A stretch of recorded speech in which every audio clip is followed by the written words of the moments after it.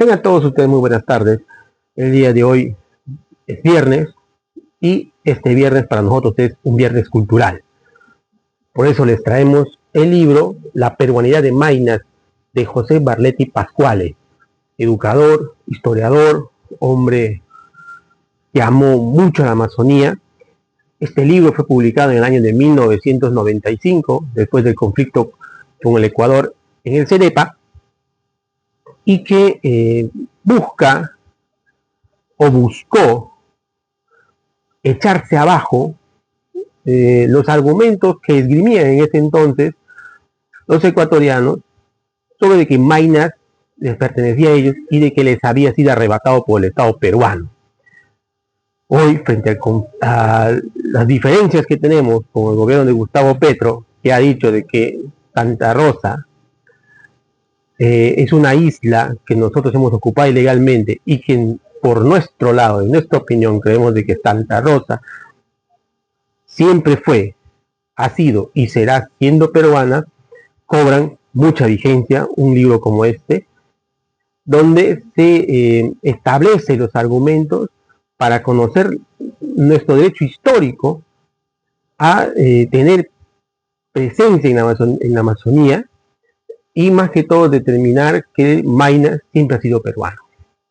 Este hermoso texto, por ejemplo, en su primera página, Barletti nos llamaba a una reflexión y nos alertaba sobre las pretensiones sobre el Ecuador, ¿no? En la primera de Maynas, por ejemplo, nos decía que la aspiración del pueblo ecuatoriano a tener soberanía en los ríos Marañón y Amazonas no tiene ni fundamentos históricos ni legales. Sin embargo, todo ecuatoriano aprende desde pequeño que los territorios de la antigua Maynas le pertenecen y que el Perú se los ha quitado. Argumentos que hoy los volvemos a ver desde otra nación. Los peruanos estamos convencidos que Maynas es del Perú, pero la mayoría de nuestra población no sabe cómo responder a las razones que presentan los ecuatorianos. Es así que Barletti, en el siguiente desarrollo del texto, empieza a tirarse abajo todos los argumentos y razones de los ecuatorianos.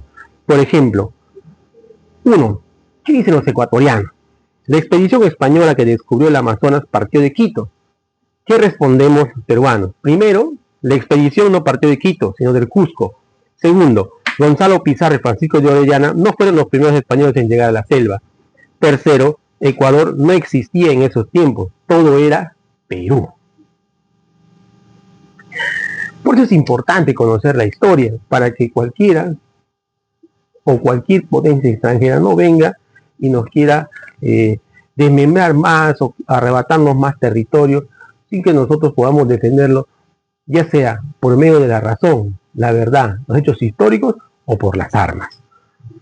Bien, en el libro La peruanidad de Maynas, ¿no? Barletti también habla sobre las expediciones y lograron los descubrimientos, ¿no? Por ejemplo, Barletti cita que la expedición de Gonzalo Pizarro y Orellana no encontró ni el dorado ni la codiciada canela. En todo caso, la canela que ellos conocían y buscaban jamás la encontraron. Desde el Cusco, pues Pizarro envió 4 expediciones a las afueras de Tahuantinsuyo. Una fue a lo que hoy es Chile, al mando de Pedro de Valdivia. Otra se dirigió a lo que hoy es Argentina, en el Río de la Plata, a las órdenes de Diego de Rojas. Una tercera fue enviada a la zona de Madre de Dios a cargo de Pedro de Candia. La cuarta expedición fue encomendada a su hermano Gonzalo Pizarro para que ingresara a la tierra de El Dorado y la Canela. Cuando ya había salido de Quito, a Gonzalo Pizarro se le unió Francisco de Orellana, él mismo que terminaría dirigiendo el grupo que navegó por el Napo y llegó al Amazonas. Todo esto está demostrado, ¿no?, a través de ¿qué? De fuentes históricas. ¿Qué fuentes históricas? La de los cronistas, por ejemplo. ¿Qué cronista habla sobre este hecho? Pues habla Pedro Cieza de León. Y esto lo recoge Raúl Porras Barnechea en su libro El descubrimiento del Amazonas en el Perú y la Amazonía, publicado en Lima en el año de 1900 61.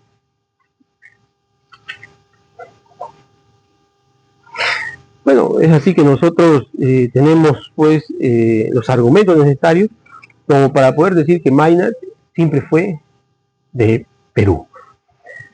Bien, otro de los temas importantes que vemos nosotros en el desarrollo del libro es que Gonzalo y Francisco de Orellana no fueron los primeros españoles en llegar a la selva. Mucho se habla del descubrimiento de Francisco de Orellana y del río Amazonas, pero antes de ellos ya habían llegado otros expedicionarios. Antes había llegado al Amazonas, lo cita Pepe Barletti, la gente de la expedición de Alonso de Mercadillo, y también había entrado Alonso de Alvarado de Chachapoyas, Moyobamba y Lamas. En la permanidad de Maynas, ¿no? Barletti nos dice que con la llegada de los españoles desde 1535, luego de varios intentos, Alonso de Alvarado entró hasta el Huallaga. En 1539, el español Alonso de Mercadillo bajó desde Huánuco por la orilla derecha del río Huallaga hasta llegar a la altura de lo que hoy es Yurimagua. Como dice bien Porras, los españoles tenían que tratar de entrar a la selva por aquellos lugares por los que los incas habían tratado de penetrar sin lograr hacerlo. Y este es un dato importante, ¿no? Los incas no lograron penetrar a toda la selva de lo que hoy es la Amazonía peruana, ¿no? Entonces, nuestra historia, ¿no? Si bien es cierto, hay algunas zonas que fueron influenciadas por el Tahuantinsuyo, no formamos parte de este imperio. Es recién con la conquista que nosotros vamos a tener ligazón a Perú, ¿no?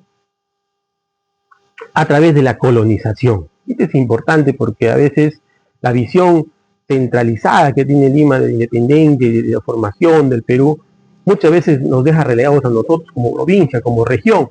Y es importante por eso este texto, porque nos habla mucho de cómo nosotros al final fuimos parte, poco a poco, formando parte de esta hermosa nación que es nuestro querido llamado Perú. Otra de las cosas importantes que podemos ver acá en el texto, en el libro de la Primera de Maynas, es el tema del levantamiento de jeberos y lagunas. Estos levantamientos son importantes. ¿Por qué? Porque sabemos que siempre hubo levantamientos contra la colonización, ¿no? Tenemos ahí a héroes como Tupac Amaru que se alzaron para poder intentar, ¿no? Desligarnos del yugo español. Pero también esto ocurrió también acá en Maynas, ocurrió también en la Amazonía peruana, ¿no? Y eso ocurre en jeberos y lagunas. Ya mucho después, ya años después de el fracaso del levantamiento de Tupac Amaru, ¿no? Claro que tienen diferentes opiniones de por qué ocurrió este levantamiento, pero básicamente el monseñor Sánchez Rangel, que fue el virrey del Perú, dijo que el levantamiento se había producido como otras veces debido a los maltratos que se infligían a los indios.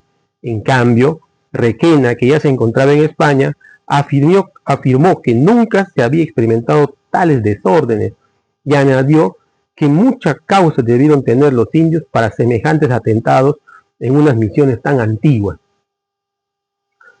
Bien, lo que Barletti nos plantea en el presente libro es una teoría, ¿no? Que es la siguiente. ¿No será que el levantamiento se dirigía contra la misma presencia colonial y que iba orientado a terminar de una vez por todas con 2 siglos y medio en que eran gente de fuera los que conducían los destinos de toda la gente amazónica? Este interrogante pues la lanza Pedro Barletti acá en la Primera de Maynas, ¿no? Sabemos que tras la salida de los jesuitas, ¿no? Se produjo un cambio y que esto al final se produjo en un desorden económico, político, ¿no? Porque la influencia jesuita era importante.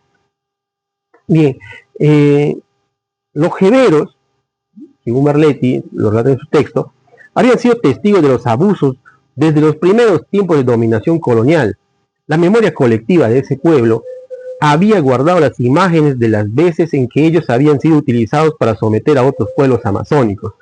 Existe información, principalmente en los escritos de los jesuitas, sobre el rol jugado por los jeberos. Por otro lado, al ser la sede de la dominación colonial, fue el pueblo que más se asimiló a las costumbres europeas. Lo sucedido en jeberos, pues, fue un blanco hacia el máximo jefe de los españoles y algo que también permite vislumbrar la posibilidad de que se trató de un alzamiento anticolonial. Si lo de jeberos fue un levantamiento anticolonial, ya no podría afirmarse que en el Perú el movimiento indígena quedó totalmente derrotado con el aplazamiento de la rebelión de Túpac Amaru. Entonces, importantes hechos históricos que vemos aquí en este hermoso libro que nos habla de eso, cómo Maynas, cómo vamos construyendo nuestra peruanidad a través de la historia, y de que es una historia tan rica y tan maravillosa que debemos volver a releerla y discutirla nuevamente, ¿no? Bueno, el libro termina con algunas menciones, unas tareas pendientes, que serían las siguientes, ¿no? Para Bartlett. 1. Conocer las razones históricas y legales por las cuales los territorios de la antigua Maynas son legítimamente peruanos. Otra tarea pendiente sería cuidar celosamente en el plano militar el territorio del tramo no demarcado. 3. Apoyar a los pueblos Aguajún y Huampis para que a través de su organización lleven a la práctica acciones de desarrollo en estos territorios que son habitados por ellos desde tiempo inmemorial. Y 4. Forjar una sólida unidad nacional para construir un Perú realmente unitario y descentralizado, que nos permita consolidarnos como nación sobre la base del desarrollo de las regiones que lo conforman. Este desarrollo debe tener como objetivo lograr que los peruanos avancemos hacia condiciones cada vez más humanas. Este viernes los invito a leer La Peruanidad de Maynas, de José Pepe Barletti Pascuales. Si no lo tienen, consíganlo.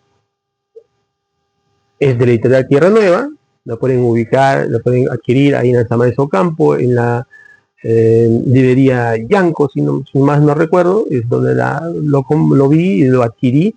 Yo he tenido la primera edición en mis manos cuando estaba en el tiempo del colegio, y me dio grata sorpresa y mucha alegría volver a encontrarla en una edición de lujo de tapa dura, ¿no?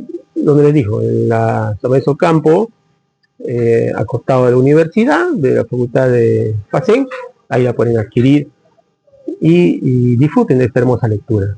Tengan ustedes muy buenas tardes.